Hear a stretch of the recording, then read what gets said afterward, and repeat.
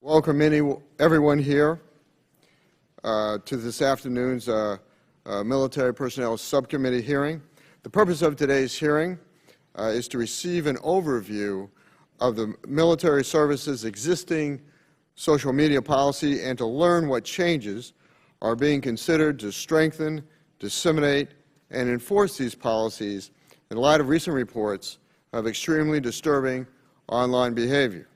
The rapid emergence of social media as one of the dominant means of communication over the past few years has resulted in many positive and negative consequences. While social media has proven to be an effective and efficient means of instantly disseminating important information and views to millions of people, it can also serve as an all-too-effective platform for bullying and harassment. Although social media has the power to connect service members and veterans seeking support, these same tools can be used to demean and psychologically harm fellow service members. While these issues are not limited to the military, and in fact are rampant throughout civilian society, social media harassment in a military setting can be particularly damaging because of its on-service member morale and good order, because of its effect on service member morale and good order and discipline. In short, these actions can erode our military readiness. In recognition of these challenges, I am aware that each of the military services has a social media policy designed to govern service members' conduct when using social media. However, it is clear from recent cases that these policies have not been effective and must be strengthened in order to prevent the abhorrent behavior recently reported in conjunction with the United States, with the Marines United case. I look forward to hearing from our witnesses today about the military service's current social media policy and how these policies are communicated and trained to the force. I'm also interested to hear what improvements each of the services are considering in light of the recent cases and how the services will ensure that every service member receives effective training on appropriate online behavior and bystander intervention. Finally, I would like to know what resources are available for victims of online harassment, including legal and behavioral health assistance.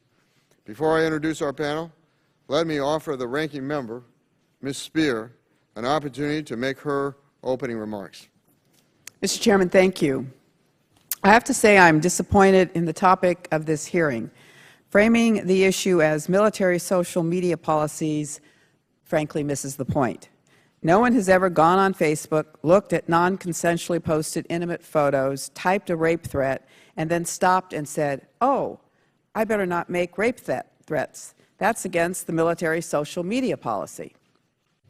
All of these services have had social media policies that state it is against good order and discipline to make disrespectful and derogatory posts. But here we are, exactly where we were 4 years ago when I stood on the House floor and condemned the online bullying of U.S. Marine Corps servicewomen on a public Facebook page. At the time, General Amos, who was then the Commandant of the Marines, responded by stating, quote, "We share your indignation," unquote. Then proceeded in his letter to address the online abuse of female Marines as an IT issue. Colleagues, it's time to get serious about this. General Neller told us just last week that, quote, "This is not a social media problem, but we have a cultural problem," unquote. So it's appalling that the committee is treating it as such in this hearing. And it's appalling that we are not hearing from any service members or veterans who have been victimized by non-consensual pornography. If this was just about inappropriate social media use, well, I don't want to have to be the one to have to tell Congress or military leadership about this, but it's not hard to find pornography on the Internet. There is no inherent need to seek out photos of one's colleagues to make puerile Facebook posts, whether or not they are against official social media policy. No, this is about service members deliberately trying to degrade, humiliate, and threaten fellow service members. They encourage stalking, distributed stolen intimate photos, and have reduced their comrades to a collection of body parts. This cultural rot, which has clearly regressed even before since 2013, harms our troops and our readiness. It is abundantly clear that this is not a few bad actors, but rather a cancer that has continued to spread and thrive in both the enlisted ranks and the officer corps. The collateral damage has been the countless women and men who have answered the call to serve their country and have been betrayed. I had requested a hearing with the service chiefs to discuss these issues, but here we are talking about IT again, without a single survivor of non-consensual pornography giving testimony. So today, let's have a discussion about the culture of the military and how to enforce these policies and address inappropriate and illegal behavior on social media. The services bring in almost 200,000 new enlistees every year that come from a wide variety of backgrounds. Increasingly, those recruits are female. For example, more than 25% of new Navy recruits are women. Female service members are not going away. They're here to stay. They have every right to serve their country. They have every right to have the opportunity to have an experience in the military that gives them benefits and the opportunity to extend their education. As General Neller said last week, the reality is that we can't go to war without women anymore. So we need to deal with this. What I would like to learn from each of our witnesses today is how do you embed your policies into everyday training and military life? If it's not ingrained into daily life and operations of the military, then I believe it's not taken seriously. And how do you assess and adopt those policies when it's clear they are not working? More importantly, how do you reinforce that the type of behavior we have seen recently is not okay? Do you need to reevaluate how you are educating the force? And what can Congress do to help? We don't need to talk about social media policies. We need to talk about how to end this hatred and misogyny. Thank you, and I look forward to your testimony. Thank you, Ms. Spear. I ask unanimous consent that non-subcommittee members be allowed to participate in today's hearing after all subcommittee members have had an opportunity to ask questions. Is there objection? Seeing none, so ordered. Without objection, non-subcommittee members will be recognized at the appropriate time for 5 minutes. We are joined today by an outstanding panel. We will give each witness the opportunity to present his or her testimony and each member an opportunity to question the witnesses for 5 minutes. We would also respectfully remind the witnesses to summarize to the greatest extent possible the high points of your written testimony in 5 minutes or less. Your written comments and statements will be made part of the hearing record. Let me welcome our panel, Mr. Anthony Curta, performing the duties of Undersecretary of Defense for Personnel and Readiness, Lieutenant General Mark Brilakis, Deputy Commandant, Manpower and Reserve Affairs, Lieutenant General Gina Grosso, Deputy Chief of Staff for Manpower, Personnel and Services, United States Air Force, Vice Admiral William Burke, Chief of Naval Personnel, and Major General Jason Evans, Director, Military Personnel Management, United States Army.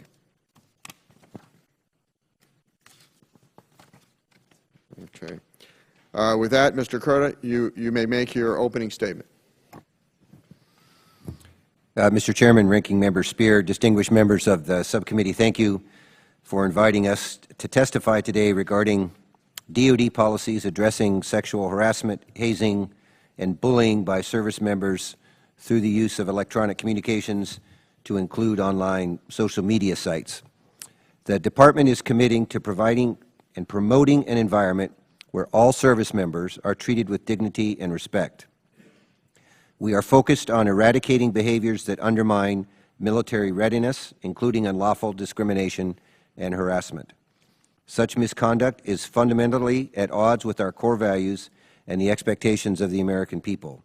These behaviors jeopardize our military mission, weaken trust within our ranks, and erode unit cohesion. The U.S. military is an institution held in high regard by the American people, mostly because we embody high standards and values. However, we are not a perfect institution. Overwhelmingly, the vast majority of our brave men and women serving in uniform do so honorably and bravely. When these men and women volunteer to serve in our military, they do so knowing the risks involved. However, bullying and sexual harassment, cyber or otherwise, by fellow service members should never be one of those risks. We do our best to uphold our standards and values across the world every minute of every day. On occasion, service members fail to meet these standards. When that happens, we endeavor to the best of our ability to hold each and every one accountable for their actions. I can tell you that the Secretary of Defense is investing a significant amount of his personal time to this issue, providing his vision and direction directly to the service secretaries and the department's most senior uniformed leaders, and listening to those most involved in setting and upholding our standards and our values. The Secretary believes that our most successful and ready warfighting units are those with the best discipline. On the battlefield, you must have full trust and confidence in your teammates. That is not possible when you do not treat them with dignity and respect. We have structures in place to address this issue with a combination of leadership, because we treat this as a leadership issue, education and training, needed updates to our policies, and the flexibilities that the UCMJ affords us. As we continue to address social media activities and review our policies, we will, of course, work with the Congress on any issues or challenges that we identify. Mr. Chairman, members of the subcommittee, thank you for the opportunity to speak with you today. It's an honor to serve our military members, and I look forward to your questions.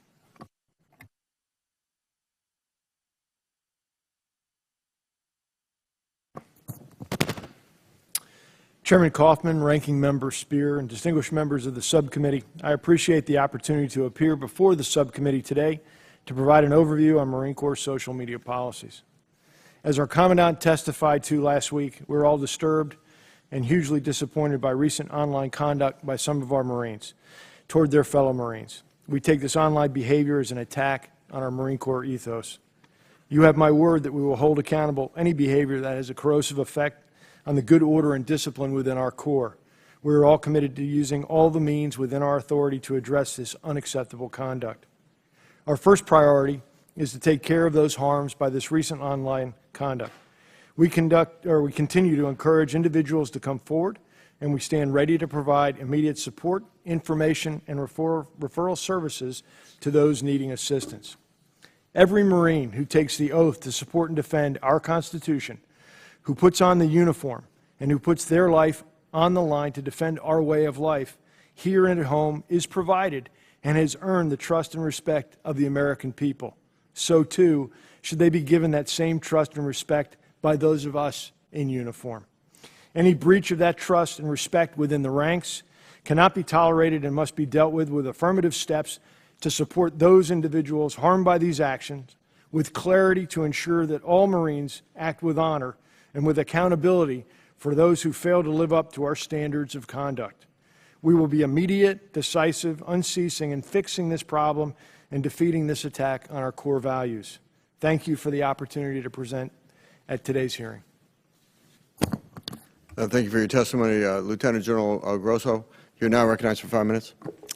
Chairman Kaufman, Ranking Member Speer, and distinguished members of the subcommittee, thank you for this opportunity to discuss recent events affecting our airmen and their families. Let me be clear. Cyberbullying, hazing, and sharing private images of our airmen is inconsistent with the Air Force's core values and our culture of dignity and respect. While the tools of modern warfare may change, the importance of trust never will. Trust is essential to victory on the battlefield, and when we violate trust on social media, we break down the fabric of what it means to be an airman. It also degrades the trust between the Air Force and the American people we serve. For a number of years, the Air Force has worked to improve how we build culture and instill an understanding of expected behaviors in our airmen. We started in 2012 by publishing Air Force Instruction 1-1, Air Force Standards, that was further updated in 2014 to clarify, among other things, the social media section of the instruction. We went one step further in 2015 in a time of diminishing resources when we stood up the Profession of Arms Center of Excellence, affectionately known as PACE.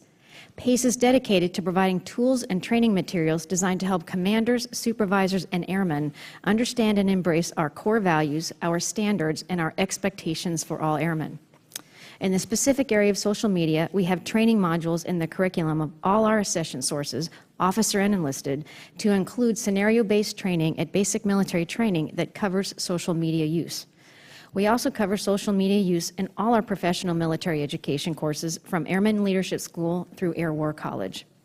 We have incorporated social media policies into a variety of generic and functionally specific Air Force instructions that discuss professional and unprofessional relationships, as well as a proper use of social media in Air Force communications. In parallel, our performance evaluation system includes a requirement to evaluate and comment on an airman's adherence to treating other airmen with dignity and respect, as well as an airman's responsibility to positively contribute to a healthy organizational climate. While these various efforts have been ongoing, developing and improving our Air Force culture is a continuous journey whereby we monitor, adjust, and evolve. Unfortunately, these recent social media events provide us another lens to view areas where we can improve and better scaffold our training, education, and policy efforts. From an accountability perspective, we condemn these inappropriate acts. The Air Force Office of Special Investigations is investigating allegations regarding information and inappropriate photographs of airmen posted on websites without their prior consent. Airmen whose images were posted without consent have a number of resources available to them. Regardless of if an airman is deployed or at home station, they can seek help from their unit commanders, first sergeants, and supervisors. They are also encouraged to seek help directly from a variety of resources to include chaplains, military family life consultants, mental health professionals, Airmen and Family Readiness Centers, Master Resiliency Trainers, the Inspector General, Security Forces, the local judge advocate, Equal Opportunity, our Office of Special Investigations, our victim advocates, Special Victims Council, and sexual assault response coordinators, all who provide care and serve a bridge to other specialties. There are also online resources available through Military OneSource and the Department of Defense. We are currently assessing all legal and administrative tools at our disposal to attack this problem and are considering additional authorities we need as a service. Once our review is complete, we will not hesitate for asking your assistance in providing additional tools as necessary. If the past 2 decades have taught us anything, it is that the demand for airspace and cyber power is growing. In the words of our Chief of Staff, from our newest Airman Basic to the Chief of Staff, we are all accountable for meeting ethical and performance standards in our actions.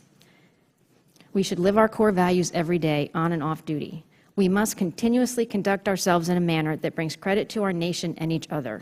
Service in our Air Force is a higher calling, and we carry this legacy forward for future generations of airmen. Thank you for your time today, and I look forward to your questions.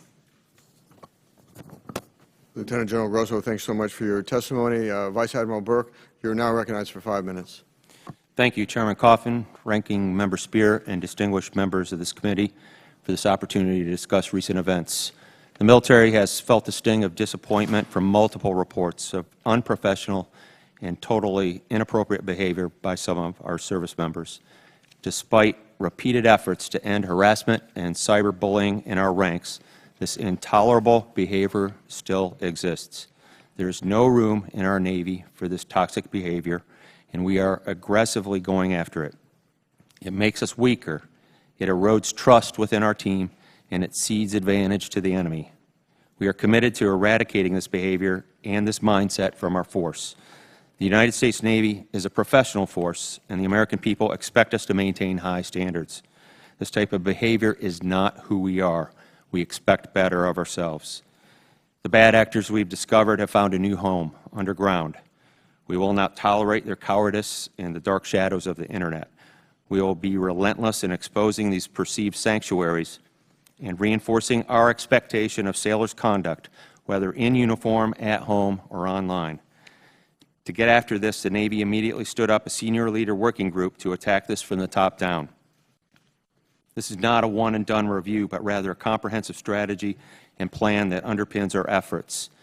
In addition to helping any sailor who may be impacted by this sort of behavior, we are going after this in several ways, but the main points are, first, to go after character. This is not how we treat our team members. This is an issue of both leadership and courage.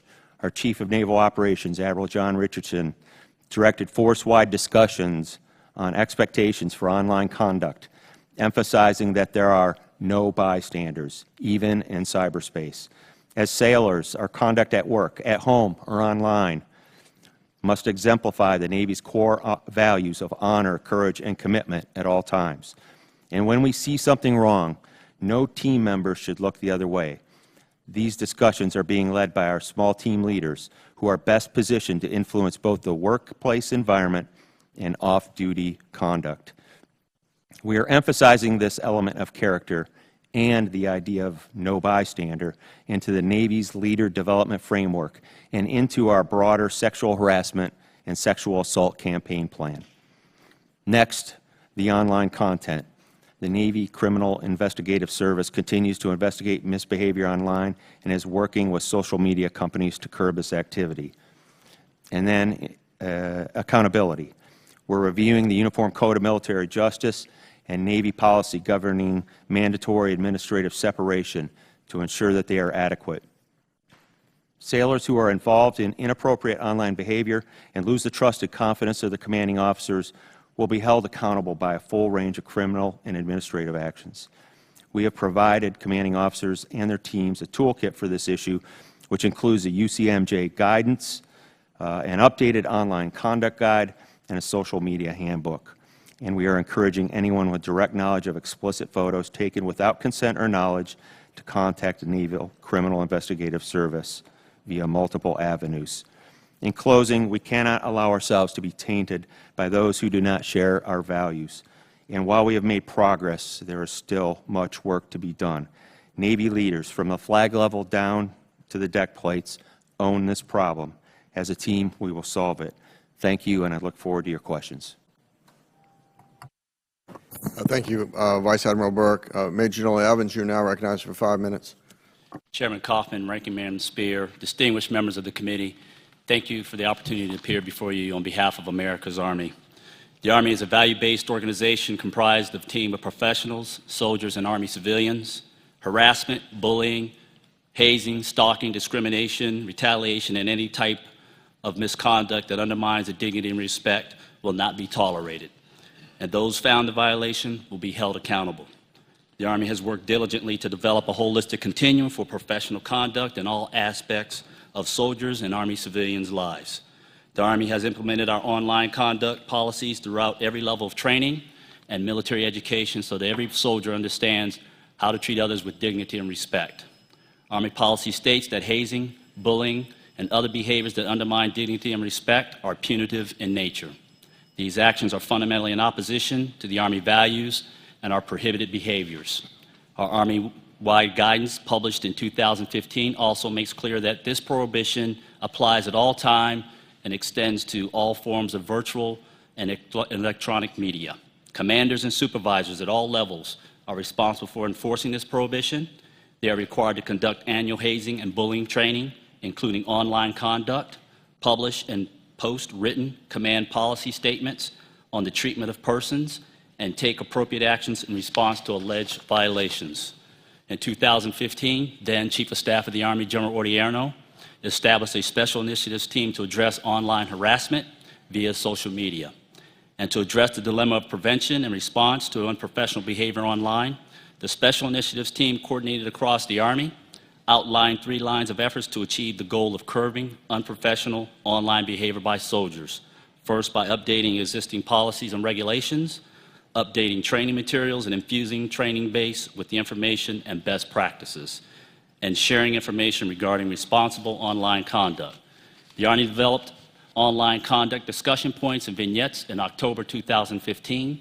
These discussion points and vignettes have been incorporated into institutional, command, and unit training packages for equal opportunity, equal employment opportunity, treatment of persons, sexual harassment, assault, response and prevention, and cyber awareness, among others.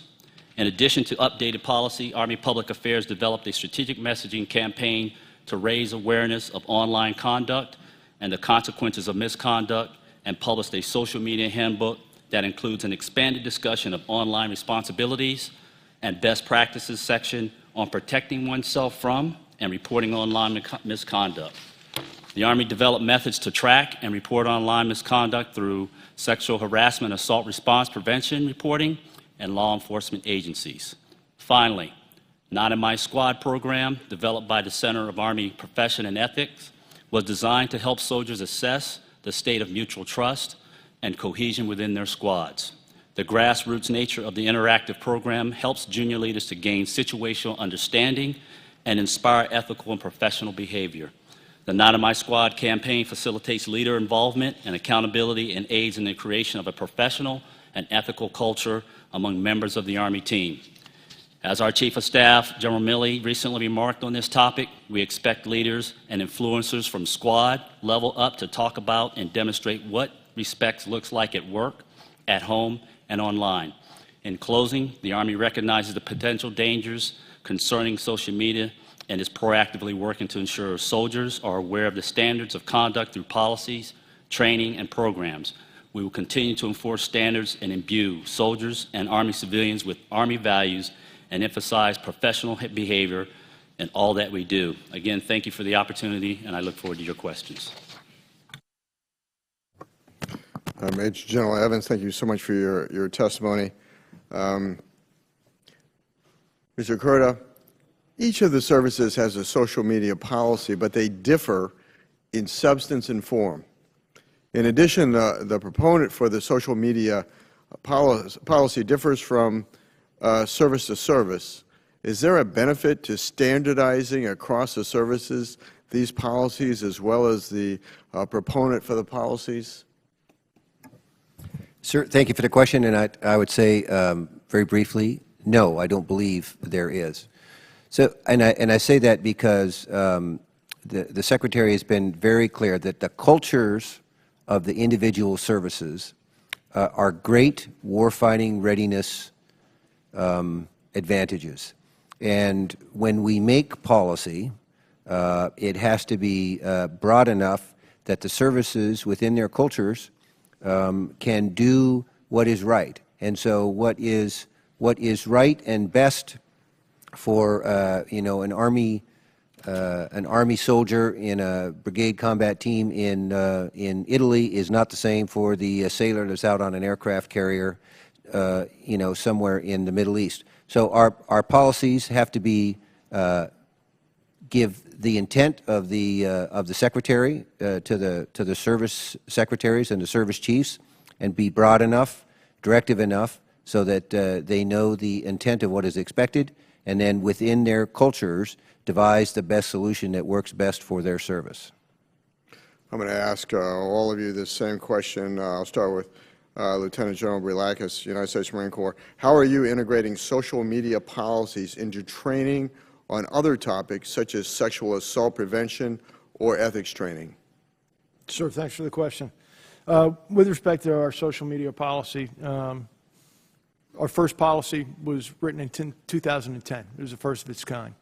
It was reinforced in a Marine administrative message in 2013, and last week we reissued a new policy to cover the issues with social media, to make Marines mindful that they have responsibilities in the social space, to remind Marines that they are our best messenger of the Marine Corps if they operate within the guidelines of the social media policy, and then to remind them that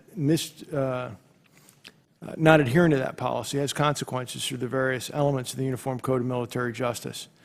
Lastly, what it does, it talks to Marines who may be the victims of misbehavior in social media, those remedies, those individuals they can reach out to, that support that's throughout the Marine Corps, whether it's our sexual assault response coordinators, our unit victims advocates, the victims legal counsels, the equal opportunity representatives in units, the legal counsel, the NCIS, et cetera, all wrapped up into that particular policy. What we're running right now, what the Commandant has done, has directed us to form a task force, a very high-level task force. It's chaired by the Assistant Commandant of the Marine Corps.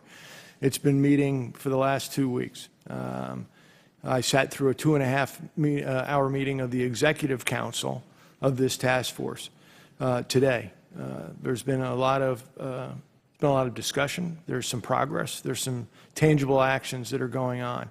You mentioned education and training on this social media policy, and that's important. It's critical.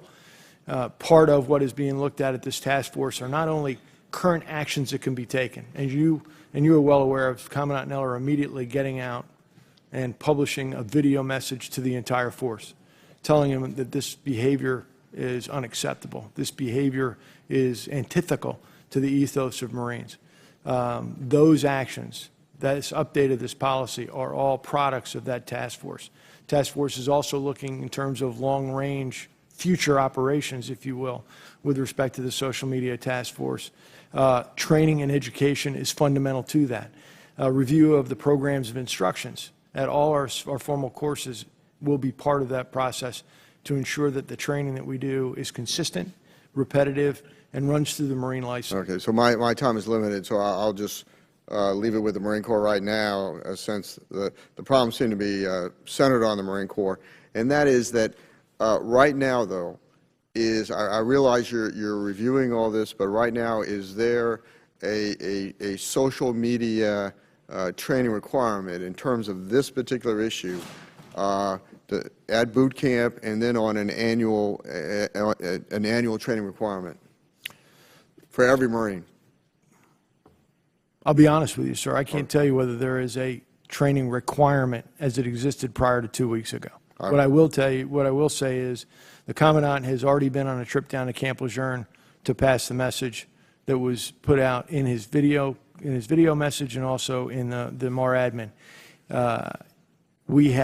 He's just signed off on a white letter that's gone out to all commanders. Every Marine, to include myself, will sign a formal counseling on the tenets of that policy and our expectations that they adhere to that policy.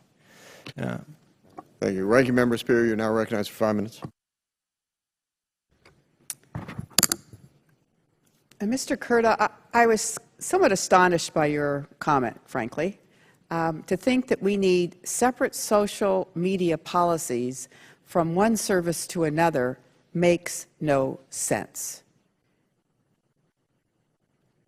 It would seem to me that if you take a picture without the consent of someone and then post it on the internet with their name, rank, and serial number, whether you're a Marine or a sailor or any one of the other services, you are violating the law. So why wouldn't we have a social media policy that was clear throughout all the services? Well, ma'am, I hope I didn't leave the impression that that we think there should be no OSD policy on social media. No, you know what? Right. You don't even need to answer it. I think you're wrong. I think that this goes to just fundamental values. It goes to fundamental culture. Yes. And I just want to make that statement. I just don't think it makes sense. I just want to share with you a couple of what I received back in 2013.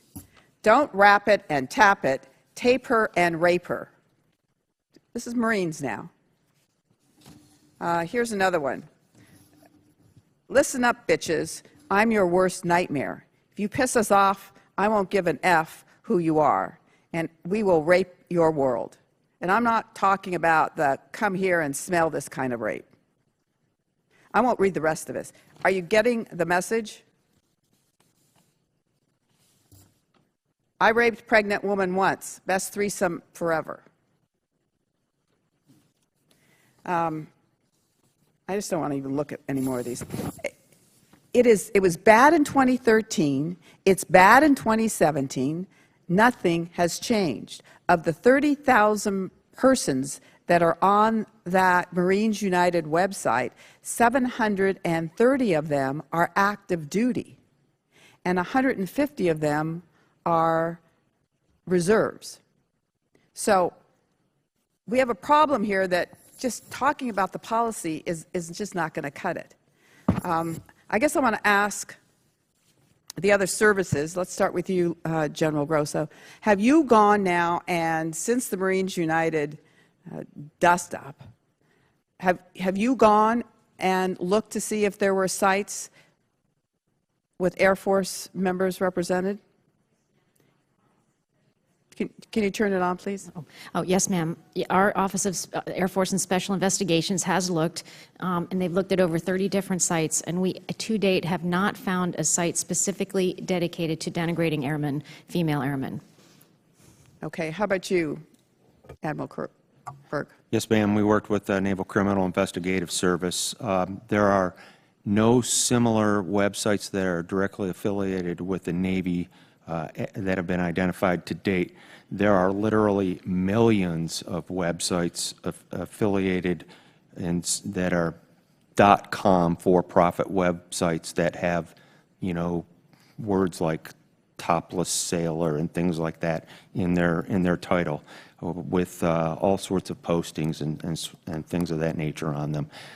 Many of them not official photographs. So those are the sorts of stuff that we're pouring through right now. General Evans? Ma'am, I'm aware of an effort of a multi-service investigation level to look at a site that was potentially linked to the Marines United site. That was an Army site? No, ma'am, that had multiple service members on the site, a site called Tumblr, and I'm aware of an ongoing multi-service investigation with that. But the rest of you weren't aware of that? Okay, see, I think you should all be aware of it. You should all be looking at it. Let me ask you this. UCMJ Article 120 only applies to those who take pictures, intimate pictures of someone without their consent. There's nothing that refers to it being distributed without consent, because many pictures are sometimes taken and offered for in consent because your intimate partner is deployed and you're sending them a picture. You then break up and then your former intimate partner posts it. We've introduced legislation last week that would amend UCMJ to include the prohibition of non-consensual sharing of explicit photographs. I'd like to ask each of the services if you support the legislation. Well, ma'am, if I could take that one. We cannot comment on pending legislation. However, I would say as we all look at this problem and decide how best to respond to it, both at a department level and the individual service level, we are open to all good ideas and partnering with the Congress for anything that gives us better tools for both awareness and accountability. But we cannot comment on pending legislation. How about the services? Can they comment independent of you? No, ma'am, I'm sorry, that's a department policy. All right, I yield back. Thank you, Ranking Member Spear. Mr. Jones, you're now recognized for 5 minutes. Mr. Chairman, thank you very much, and I associate with many of the comments that Ms. Spear has made, and been on this committee for 22 years and served with you and others for a long period of time. And I can't help but think of the pressure that's on our society because of the new technology, the threat to our world because of cyberspace issues that we all deal with, particularly on this committee, classified briefings and everything. And here we are dealing with the societal problems of the Internet and how it impacts our young people, many who go into the military, all branches. Thank you all again for your service and being here today. And, you know, I represent the 3rd District of North Carolina, which is the home of Camp Lejeune Marine Base, Cherry Point Marine Air Station. And obviously, this has been a huge issue for our nation, but also for the district I represent, not just those in uniform, the Marine Corps primarily, but for the citizens who really know that this problem is actually an issue that has grown and festered in our society. And, you know, when you see children that are 5, 6, and 7 getting iPhones for Christmas, I think y'all have an impossible responsibility to get to the genesis of what has happened in the different services, not just one, even though this is primarily the Marine Corps. But this, I'm afraid I'm wrong. I hope I'm wrong, but I'm afraid I might be right. This is going to be a battle, if I can put it that way, for the different services. And again, we talk primarily about the Marine Corps today, that we have not seen before. And it's not going to change. It's going to be with us when I'm dead and gone. And many of you young people sitting out there be an old man like I am today. But I want to ask you, with all you're trying to do, and I know that General Mattis, now Secretary of Defense, and also the General Nella, the Commandant, who I have great respect for, this is a task that is going to be a difficult one because of the darkness of the world of the Internet, so to speak. Do you feel at this beginning stage of this investigation that you have all the resources that you need to try to get to the genesis of this problem? Well, sir, first, thank you for the question. And while we, acknowledge that this is a problem that is also in society, we don't hide behind that. Understand. Right? We hold ourselves to higher values and standards than is in society. But I'm also a little bit hopeful because the department has taken on great cultural issues in the past and been successful. Whether it's integration of the races, whether it's the rampant drug abuse we used to see in the 70s and 80s, whether it's the alcohol problems that we saw again in the 70s and 80s. We have taken on some of those large issues and had cultural issues and had great success over time when we applied leadership and the element of time. Now, some of those things took, many decades to solve, and to change the culture in an organization of 2 million plus people does take time, and we realize it's limited in this case. So I'm hopeful, and I think as all of us here and the rest of the leadership of the department get further into this, we'll find out further tools that will be helpful to us. We don't have a list of those today, but we certainly will be talking further with you and the rest of the Congress and whoever else we need for access to certain tools. Thank you, Tony. Congressman Jones, thank you. There's a lot of work to do. This task force that the Commandant has stood up is working across what's happening today, what we need to do for the future, current policies, a review of all the policies that affect this. Most importantly, dealing with those individuals who have been harmed by this activity, this abhorrent activity. And so we are learning as we're going. The commitment of the Commandant has been clear. It's been strong. He wants action soon, and we're working to give him a series of executable recommendations upon which he can act. Thank you, Mr. Chairman. Thank you, Mr. Jones. Mr. Brady, you're now recognized for 5 minutes, and then we're going to have to recess for a vote. Thank you, Mr. Chairman. I don't really have any questions. I probably have an observation. Lieutenant General Barakis, online humiliation, generation, posting of images you have on your statement.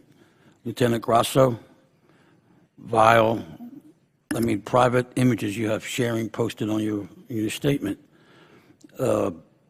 Inappropriate behavior, harassment and bullying. But Mr. Kurta, you have sexual harassment, hazing, and bullying, but I don't see any images. And Vice Admiral Burke, you have inappropriate behavior, harassment, bullying, but no images.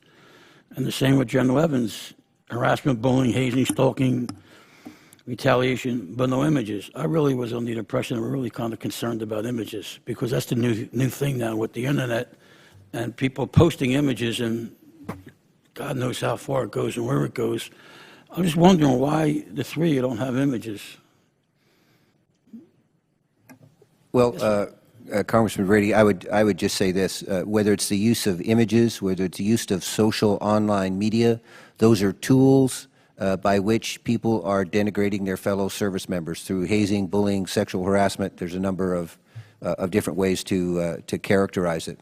So we were trying to represent the fundamental behavior, which is bullying, sexual harassment, hazing in this case. There's a variety of tools that people use to perpetrate that type of behavior, but we have to get to the fundamental behavior. But I just wanted to hear you say images. Images, yes, sir, Yeah, absolutely. feel a That little is better. definitely one of the tools that's being used. Yes, sir. Vice Admiral Burke. Yes, sir. The images in the social media and the internet are just the new the environment we had not been thinking about as much as we should have been. Major General. Yes, sir.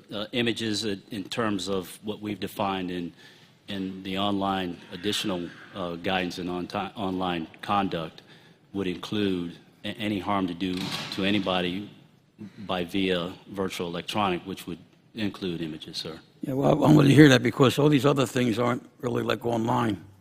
Any appropriate behavior, bullying, harassment, that's not necessarily online, but the images are what we're talking about, which are online and which everybody kind of like looks at. Thank you, Mr. Chairman. Would the gentleman yield? Thank you. I would just for clarification, and I think we're all in very much agreement on this, not just with the panel, but also here on the committee on these issues.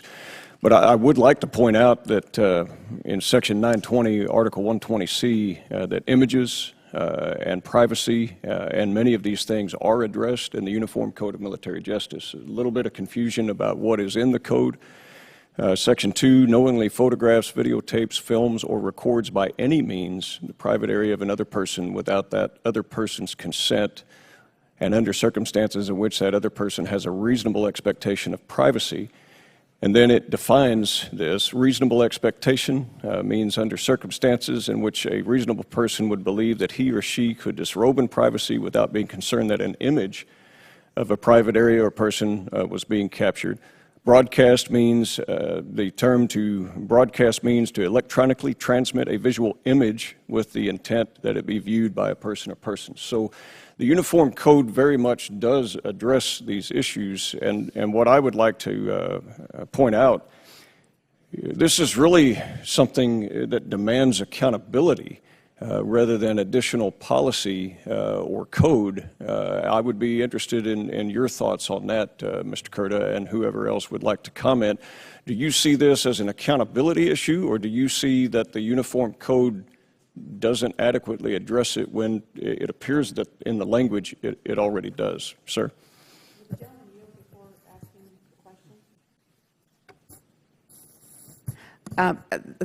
The problem is sometimes pictures are taken with consent and then subsequently And if I may, to the ranking member, it does address on the privacy without being concerned that an image in terms of that. So it specifically addresses that it was not with consent, that they are actually assuming that they were in complete privacy. And so I point that out because in Section 920, Article 120C, the language seems to be pretty well defined to address a lot of the electronic, digital imagery aspects of privacy. And I would be curious to know, is this an accountability issue, or is this something that the Uniform Code does not adequately cover? Well, sir, thank you for the question. I would just say, the back and forth kind of illustrates how complex this problem is. Absolutely, it's accountability. We have standards, we have values, as I mentioned, in my opening statement, and sometimes we find that people don't live up to those values and standards. When they don't, we hold them accountable. Again, we can't talk about an ongoing investigation, but as it proceeds, I think we'll have a better idea of our tools. We have policies. I think they're actually, in many respects, very clear on hazing, bullying, sexual harassment, the use of online media to perpetrate those. So the policy is there. and we'll see what are tools available for accountability. But And if I may point out, sir, it's a uniform code. This is something that can put people in prison, that can give them a felony conviction. This is something that would result in courts-martial, the loss of rank and privileges, and honorable discharge, any number of things. So it's not just policy. It is the legal standard by which everything, good order and discipline, is governed. And that's why before we got too confused on what's there or what's not, I wanted to point out my understanding under the UCMJ is that the language is in there. Is it your understanding that it is not? Because there's been some of that in the questioning today. My understanding is that it is there, so now it's a matter of accountability.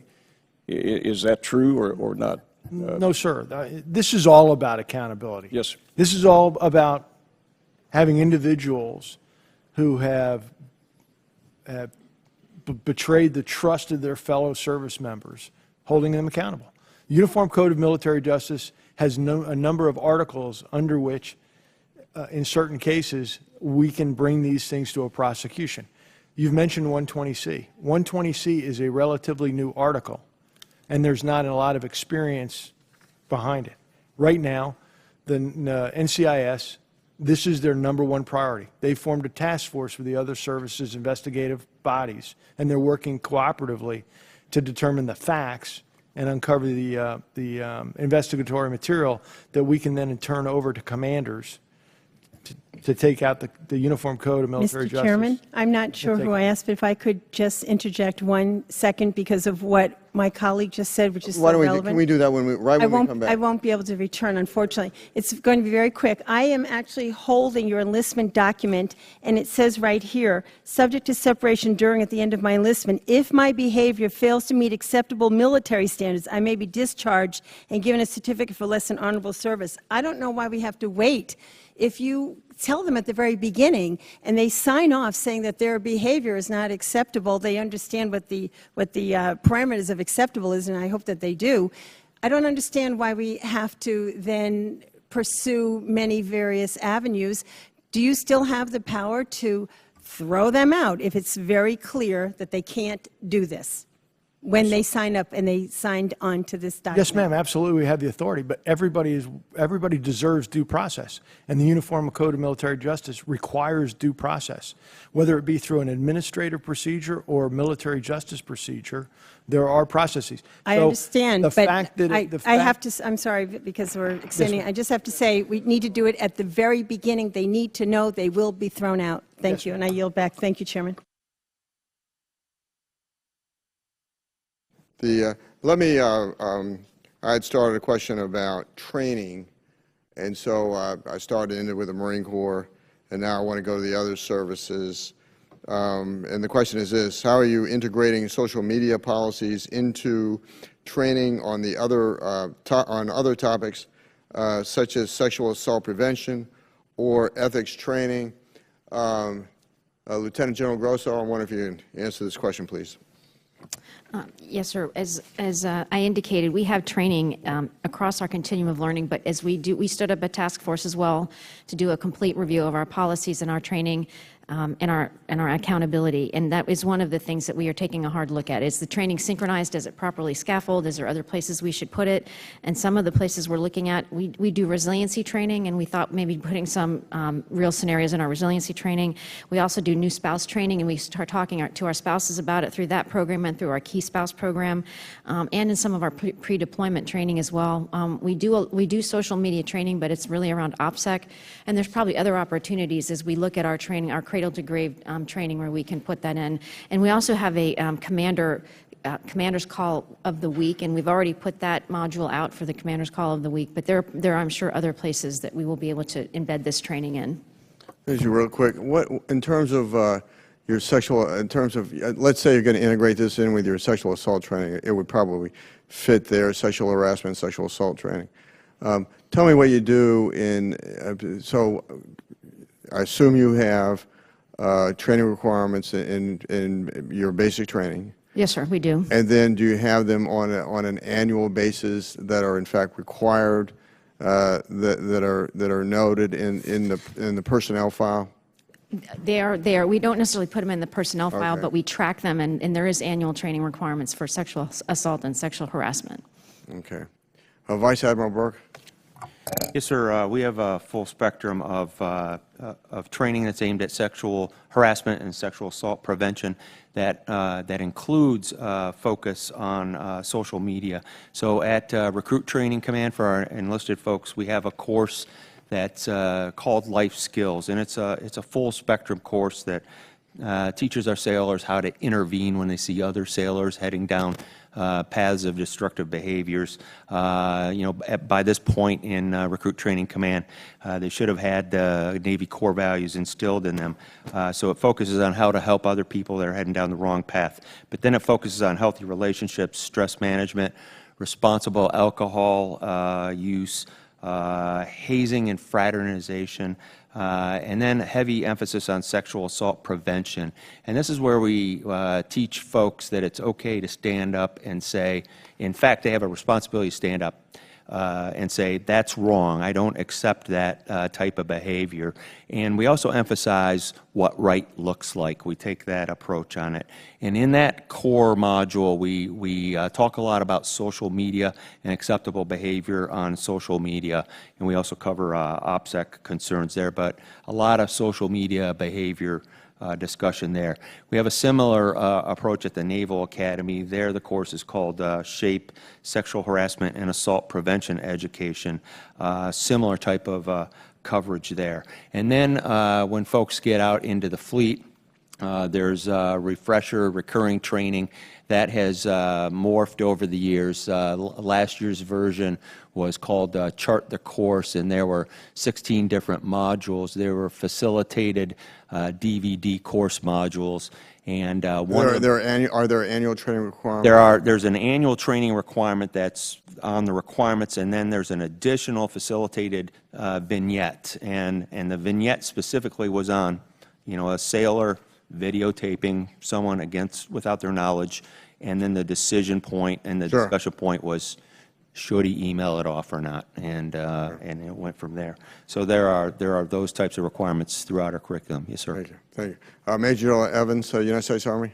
Yes, sir. All training plans and programs of instructions at all levels of the Army, to include the initial military entry of training, to include pre-command courses, and all professional military education incorporate online conduct training as part of equal opportunity training, sexual harassment, assault response prevention training. Thereafter, that training is required on an annual basis to conduct the equal opportunity training, the sexual harassment, assault and response training, and part of that is online conduct is a component of both of those annual trainings. In addition to that, commanders are required to publish policy letters on both of those and make sure that soldiers know how they're supposed to conduct themselves and where they can report this kind of training. And the Army Public Affairs has published a social media handbook that provides examples of policy letters for social media conduct. Thank you. Ms. Spear, you're now recognized for 5 minutes. Thank you, Mr. Chairman. I want to go back to what our good colleague from Oklahoma talked about before we recessed, because you have to read this very carefully. He is wrong, and I want to state it for the record. First of all, Article 120C has been around since 2012, so you've had 5 years to use it. And my first question is going to be, have any of you used Article 120C in actually enforcing the social media misuse of photographs?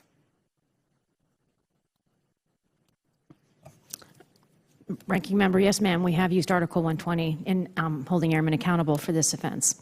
For these specific, for use of social media with consent or without consent?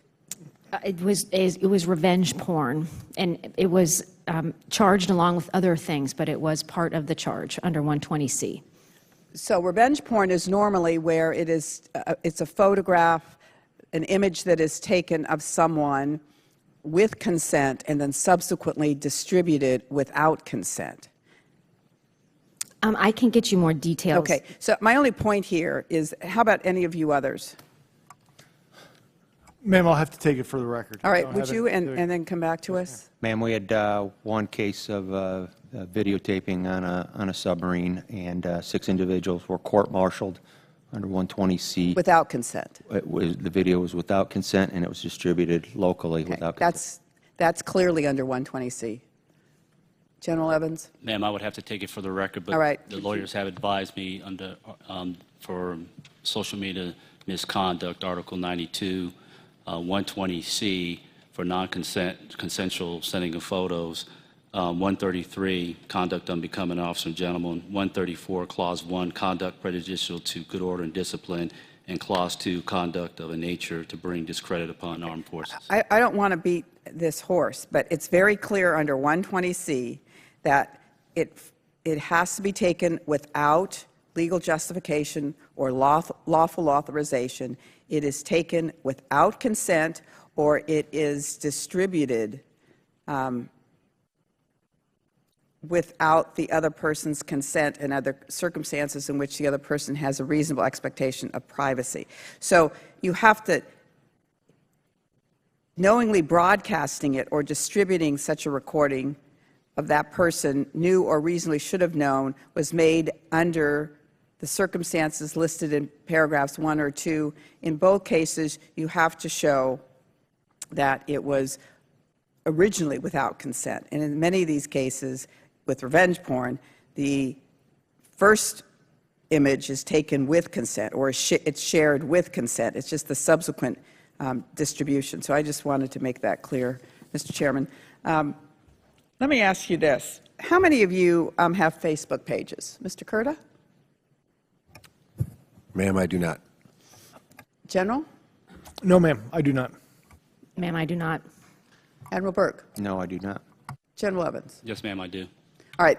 Of all of you, just one of you has a Facebook page.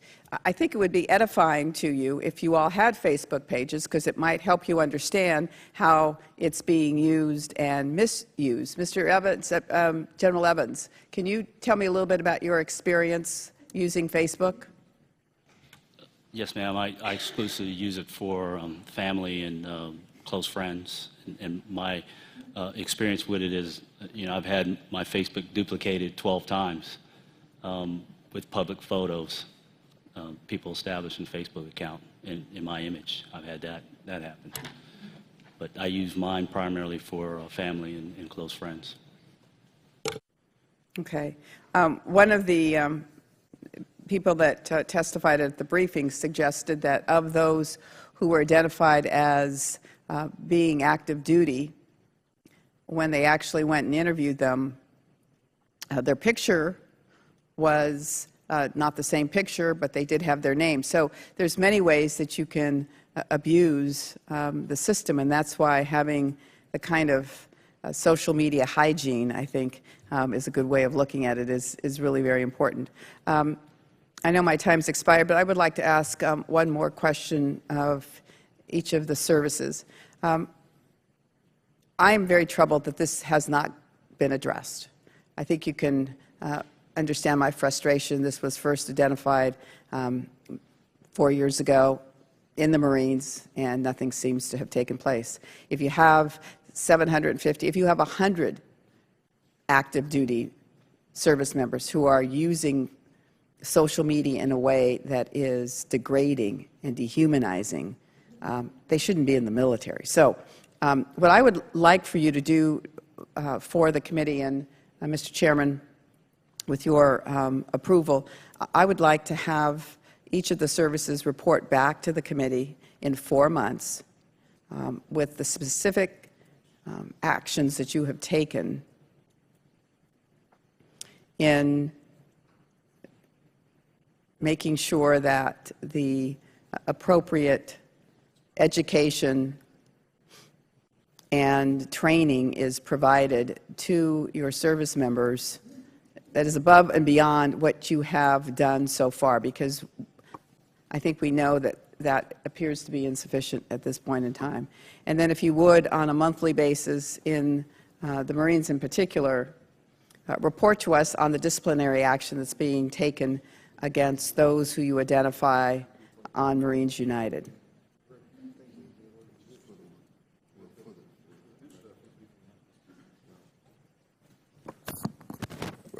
We'll take that question for the record. Mr. Chairman, can I have clarification? Are we going to, is there any objection to having them report back to us? We may have to put it in the National Defense Authorization Act. Yeah. Why would we have to do that? They're here right now if they're willing to do it. Oh, if you're willing to answer the question now, if you have the information now, sure, certainly. You want them to answer now? Okay. I want to have them answer whether or not they will No, report back. if I can do this, since we're over, if I can go to Representative McSally, and then I'll go back to you. Martha McSally, Ms. McSally, you're recognized for 5 minutes. Thank you, Mr. Chairman. Thanks, everybody. Sorry I missed the first part of the hearing. I apologize for that. Mr. Curta, good to see you again. Gina, good to see you again. Sorry, General Grosso. Thanks for your time and thoughtfulness in trying to grapple with this 21st century challenge that we have in social media. But some of the discussions we've already had with General Neller, both in our discussions here and in one-on-one conversations, is culture, right? And I know you're here to talk about policies, but there's also an element of culture and addressing, we got to make sure we have the right policies to address bad behavior and that we can take administrative or criminal action if we need to. And that's important. But we also got to make sure we're not going to be able to police 24/7, from my view, what's going on in somebody's heart and what they're going to try and choose to do anonymously, and trying to use all of our resources in the military to chase them down, and their activity off duty is not the best use of our resources, from my view. So we've got to inculcate in our troops the desire to have integrity and excellence and character and respect and honor 24/7, which I know we strive to do, and many of us are infuriated and disturbed that we're finding individuals are not doing that, right? My concern as it relates to scandals like this is that we don't have knee-jerk reactions in addressing the culture with new policies and training and PowerPoint briefings and everything that we've got to do in order to make sure that we're responding to Congress and the media and others, that actually, in the end, inculcates more resentment towards women, right? Now we're having to sit through another 5-hour training and another PowerPoint. I mean, I've seen this, and those of you who've been here around a while, you probably know what I'm talking about. And my concern is, we inculcate this culture from the very beginning when we take civilians and we turn them into the military in basic training. And I still think there's things that we all need to be addressing, that we're not inculcating any sort of subtle resentment towards the other gender. And from my view, that includes things like integration of basic training, and women should be cutting their hair, and not having any obvious double standards of a different experience. So I just wanted to sort of share that as a statement, that as you all are dealing with this current situation and you're reviewing training and policies, please keep in mind when we're addressing these deeper cultural issues and training that we don't overdo it in a knee-jerk way that actually has the exact opposite effect of what we're trying to do. If we're inculcating resentment towards our female troops from the beginning, then that actually sows the seeds for people then having the types of behavior that could come out in a variety of different ways, if that makes sense. I did want to ask, I know the Marines is setting up a task force on this that's been reported. General Berlakis, you're on that task force? Yes, ma'am. Okay. Are the other personnel chiefs represented here, are there similar efforts going on in the other services, whatever you want to call them, task force, reviews, whatever, and are each of you represented on those? Yes, ma'am. There is one in the Air Force. Okay, we great. are represented. Yep. Same for the Navy. Same with all of you? Ma'am, not at this time. Not at this time. Okay. Are there any reports of Army, I think there are, Army individuals? Yes, ma'am. I mentioned earlier that Yeah. was made aware of a Tumblr website where there's a multi-service investigative task force looking into that. but I'm not serving on that particular task. Okay, great. And it is a fair question of, are there millennials on your task force who actually are experts at this type of behavior in the use of social media? You may have seen the New York Times article talking about, you know, former Marines that are actually chasing some of these guys down and doing it in a very swift way that's you know, able to do that at the speed of social media versus sometimes we work at the speed of bureaucracy. So are you reaching out to make sure we have millennials on these teams and people who kind of can understand the social media environment? Ma'am, yes. Men, women, young, old. And to your earlier point, one of the discussions we had, we had a 2.5-hour meeting with the executive committee today. One of the discussions in there was about not pointing this back at our women, at our Marines, who could typically be blamed for the reaction of the organization. So we are very mindful of that, and we want to ensure that we don't create that. Because quite frankly, if you talk about respect and dignity, then we're talking about diversity, and we're talking about religion and sexual preference, et cetera. So this was brought to the forefront based on the behavior of individuals in treating women. Right. But it goes, if you're talking about respect and dignity, it's going to go broader than that when we work through this. And as you know, even when we're talking about that's a war-fighting feature, though, as you know that. It's not diversity for the sake of it. It's not social experimentation. It is, we become a stronger fighting force. I know you all know this, but I think it's important because we sometimes people think it's war-fighting or diversity, and that gets characterized as a negative thing. This is about war-fighting capability and having the best team that comes with trust and respect and honor and all those things that you all know about. Any other comments from the other witnesses? I mean, I'm not aware that we have millennials because you can imagine it was an air staff effort, but we do, as we do this review, we will certainly include them as we try to come up with solutions to gaps we find. Is there also, and I have to choose my words wisely in this, if there's any training that's being considered related to policies to make sure that your soldiers, sailors, airmen, and Marine are also aware of when they post things of themselves in this environment. Again, this is not blame the victim, but this is when you post something of yourself that it can be used in ways that are harmful to you and to the unit, and to provide that sort of increased, you know, situational awareness and just that awareness for some of this younger generation that maybe doesn't think about that at the time. And they come to us with those habits. Ma'am, you have identified a gap that we have found that we need to help people understand. You give consent up when you post these, meaning it or not. So it's really, we're calling it literacy, you know, social media literacy. Just how do you know what happens with things that you put in the Ethernet? Great, thanks. Anybody else? Ma'am, for the Navy, it's, you know, this is just one new environment for harassment, bullying, all those things that have been going on frankly, in the past in broad daylight. Now they're going on in you know, more hidden places. So we're attacking it as a individual's character. So it's a leadership and courage issue for us, and we're attacking it from that angle. Teammates don't treat teammates like that. No bystanders. You have an obligation to take action when you see shipmates in need, and we're going after those elements of it. We do have a very diverse team working this and taking a multi-aspect approach going forward. Great. And the products that we made really do emphasize you know, when you post something, one, don't assume that because you posted it while you were in your civilian, you know, role, that people won't assume you're in your military role, and so on and so forth, and it won't get forwarded. And one of the things we have woven and integrated into the training at every level to include a recent tri-signed letter sent out by the Acting Secretary of the Army, Chief of Staff of the Army, and a Sergeant Major in the Army, and he also did a video last week of this, is to think, type, post. Think about the communication you're about to send and who's going to review it. Type of communication that conforms with Army values, and post a communication that demonstrates dignity and respect for both self and others.